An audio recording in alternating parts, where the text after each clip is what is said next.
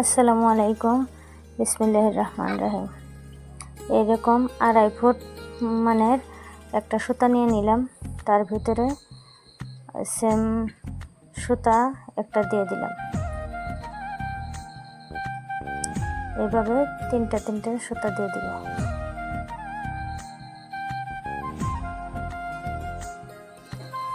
এখন একটা সুতা এরকম একটা পেঁচিয়ে নেব, এরকম পেঁচিয়ে দিলাম। সেম প্রসেসে ওই দুটো সুতাও এরকম পেঁচিয়ে নেব।